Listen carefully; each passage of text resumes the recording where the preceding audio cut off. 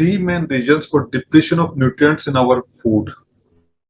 तीन मुख्य कारण जिनकी वजह से हमारे खाने में पौष्टिकता की कमी होती जा रही है। दोस्तों, मेरा नाम अशोक चौधरी है और मैं पिछले 10 सालों से एक वेट लॉस स्पेशलिस्ट के रूप में हजारों लोगों को वजन कम करने में, स्वास्थ्य को बेहतर करने में और अपने खान पान की आदतों और जीवन शैली में सुधार करने में मदद कर चुका हूँ। आगे बढ़ने से पहले अगर आप पहली बार मेरे इस चैनल पे आए हैं तो इसको सब्सक्राइब करें। आज हम बात करने वाले हैं तीन मुख्य कारणों की जिनकी वजह से हमारे खाने में से पौष्टिक तत्वों की कमी होती जा रही है। क्या वो तीन कारण हैं जिसकी वजह से न सिर्फ हमारा खाने में पौष्टिकता की कमी आई है, अपितु उसकी वजह से दिन प्रतिदिन हमारे स्वास्थ्य का स्तर गिरता चला जा रहा है। क्यों स्वास्थ्य संबंधित समस्याएं दिन प्रतिदिन बढ़ती चली जा रही है। और पिछले 10 सालों में हजारों लोगों के साथ काम करने के मेरे अनुभव के आधार पे जो तीन मुख्य कारण मुझे समझ में आए, उसमें सबसे पहला है फसल को पैदा करने के तरीके। आज से 30-35 साल पहले 80 के दशक के आसपास जिस तरीके के मेथड्स हम लोग इख्तियार करते थे फसलों को पैदा करने के लिए, कल्टीवेट करने के लिए, धीरे धीरे वो तरीके बदलते चले गए। और उन तरीकों को बदलने का भी जो कारण रहा, वो कारण रहा कि उस समय जो गांव, छोटे कस्बे जिनकी एक सीमित आबादी थी, धीरे धीरे उनकी आबादी बढ़ती चली गई। उस आबादी के बढ़ने के कारण उस गांव के आसपास, उस कस्बे के आसपास की जमीन जो खेती के काम में प्रयोग ली जाती थी, वो उस जमीन में मकान बनने लगे, मल्टी स्टोरीज बनने लगी, कॉलोनियां बनने लगी। और वो एरिया, वो जमीन जिसमें खेती की जाती थी, वहां आज रिहायशी कॉलोनियां डेवलप हो चुकी। एक तरफ तो पॉपुलेशन बढ़ी, आबादी बढ़ी, और दूसरी तरफ उस आबादी की खान पान की जरूरतों को पूरा करने के लिए जो जमीन थी वो कम होती जा रही थी रिहायशी कॉलोनियां बनने के कारण। और उस कम जमीन में ज्यादा पैदावार लेने के लिए एक कॉन्सेप्ट लाया गया जिसको कहा गया हरित क्रांति। और उस हरित क्रांति के माध्यम से हमारे फार्मिंग के अंदर, कल्टीवेशन के अंदर इंसेक्टिसाइड्स, पेस्टिसाइड्स, यूरिया, फर्टिलाइजर, इन चीजों का प्रयोग समय के साथ साथ बढ़ता चला गया। हमने पैदावार तो बढ़ा ली, पर उस बढ़ी हुई पैदावार की न्यूट्रिटिव वैल्यू या उस अनाज में पोषक तत्वों की कमी को हम महसूस नहीं कर पाए। समय निकलता गया और आज एक लंबे समय के बाद जिस तरह की समस्याएं, स्वास्थ्य संबंधित समस्या हमारे सामने खड़ी है, उनकी गहराई में जब गए तो ये समझ में आया कि चूंकि हमारे खाने में वो पोषक तत्व नहीं है और इसी की वजह से ये समस्या खड़ी हो रही है। और इसीलिए अब organic farming, natural manures, natural farming की बात की जा रही है। न सिर्फ केमिकल्स का प्रयोग बढ़ा, हम लोग मल्टीपल क्रॉपिंग पे गए, हम लोगों ने हाइब्रिड फसलों को अडॉप्ट किया। और ये सब चीजें सिर्फ मुख्यतः इस दिशा में फोकस थी कि कैसे ज्यादा से ज्यादा पैदावार ली जा सके, सिवाय बजाय इसके कि कैसे मानव शरीर की जरूरतों की पूर्ति की जा सके। और एक ज्यादा पैदावार लेने का नतीजा, एक कम जगह में ज्यादा पैदावार लेने के नतीजे के कारण ही ये समस्या उत्पन्न होती चली गई। जब पैदावार बढ़ी तो उस बढ़ती हुई पैदावार को स्टोर करने के लिए, ताकि वो समय समय पे उपयोग की जा सके, हमने दूसरा एक तरीका अडॉप्ट किया, इख्तियार किया, जिसको स्टोरेज कहा गया। दूसरा एडवांसमेंट जो आया वो स्टोरेज में आया। हमने वेयर हाउसेस, कोल्ड स्टोरेज, अनाज के संधारण की जहां तक बात है, वहां तक तो वेयर हाउसेस ने हमें सपोर्ट किया ताकि हम मौसमी मार्ग की वजह से उस पैदावार पे होने वाले नुकसान को बचा सकें, किसानों को होने वाले नुकसान को बचा सके। पर कहीं ना कहीं इन सब चीजों का उपयोग अनाज के साथ साथ फल और सब्जियों में भी होने लगा। फल और सब्जियां जिनकी सेल्फ लाइफ 3 से 4 दिन से ज्यादा नहीं होती है, कोल्ड स्टोरेज की बहुत आयात के कारण उनको हम 6 6 महीने तक संभाल के रखने लगे।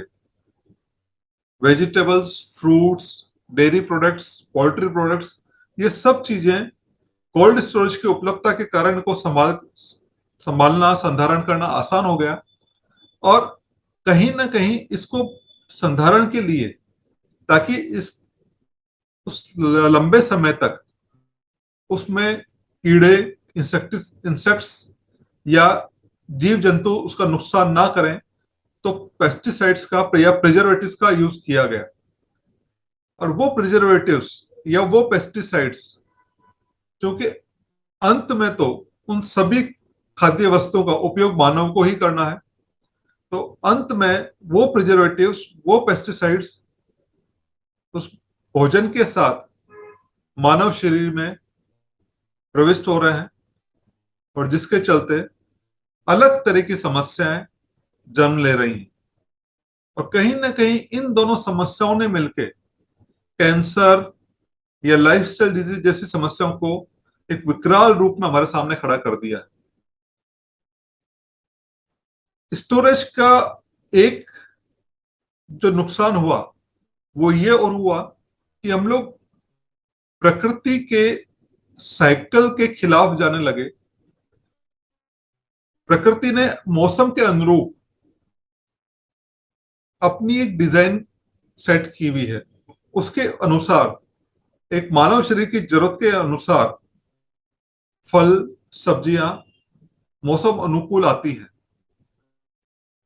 बट चूंकि हमारे पास संधारण के संसाधन उपलब्ध थे, हमारे पास साइंस और टेक्नोलॉजी की सहयोग के कारण हमने नई नई तकनीकें इजाद कर ली, और हम संभव कर पाए कि हम फल और सब्जियां जिनकी सेल्फ लाइफ 2 से 3 दिन से ज्यादा नहीं होती है, उनको लंबे समय तक संभाल के रख पाए।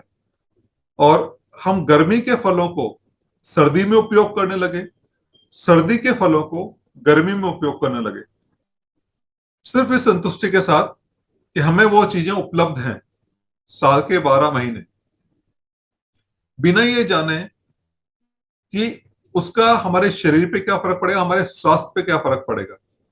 और आज जिसको हम बड़े शौक से वाशिंगटन के एप्पल पे के नाम पे खा लेते हैं, जिसको खराब होने से बचाने के लिए अलग अलग तरीके की कोटिंग्स या प्रिजर्वेटिव्स का उपयोग किया जाता है, वो सब चीजें कहीं ना कहीं हम मानवीय संरचना को विघटन करने में लगी हुई है।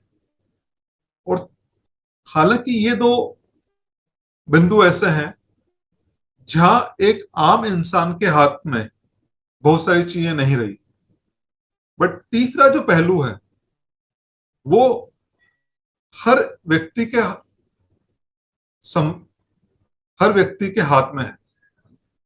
अगर मैं इसको ये बोलूं कि वो एक पहला पहलू ऐसा है जहां आदमी थोड़ी सी मेहनत कर ले, थोड़ा सा प्रयास कर ले, तो कम से कम उस तीसरे पहलू से होने वाले नुकसानों से तो अपने आप को बचा सकता है।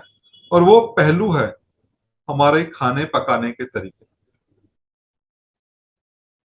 याद कीजिए वो समय जब आप अपने बचपन में, यानी अगर मैं मेरे बचपन की बात करूं तो 30 35 साल पहले, जब मैं 10 12 साल का था,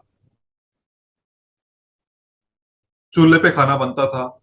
उस खाने का स्वाद, अनाज की पौष्टिकता, फल सब्जियों की पौष्टिकता, उनकी उपलब्धता, ये तो एक पहलू है ही है, पर उसको पकाने का तरीका भी उस खाने के न सिर्फ स्वाद को बढ़ाता था, उस खाने की पौष्टिक तत्वों को भी खराब होने से बचा लेता था।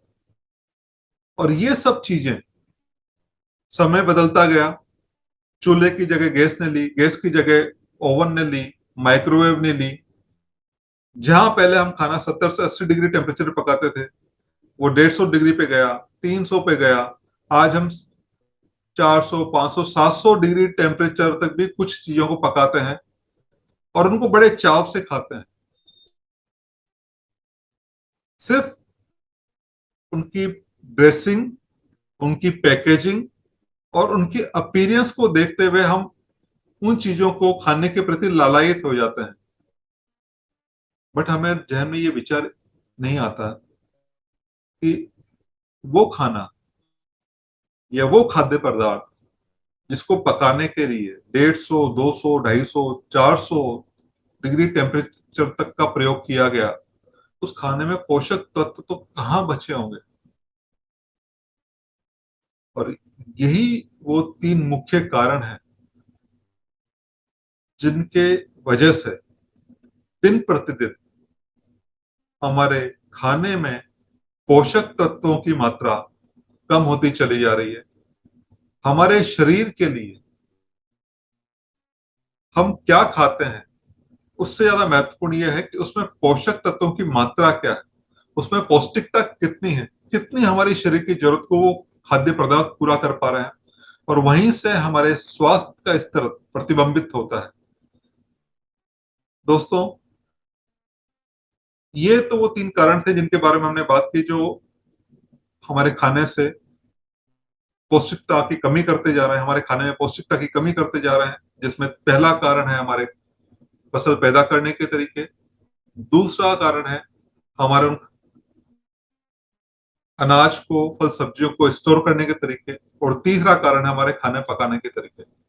आने वाली वीडियो में हम इसके बारे में और बात करेंगे कि कैसे इन सब चीजों का समाधान करके, कैसे हम छोटे छोटे प्रयास करके कम से कम अपने स्वयं की और अपने परिवार की सेहत की जिम्मेदारी तो ले सकें, और कैसे हम हमारे शरीर की पोषक तत्वों की पूर्ति रोजमर्रा में कर सकें। तो अगर आपको ये वीडियो पसंद आया तो इसको लाइक लाइक करें, चैनल को सब्सक्राइब करें, और आपको ये वीडियो कैसा लगा कमेंट सेक्शन में जरूर बताएं। तब तक के लिए नमस्कार, धन्यवाद।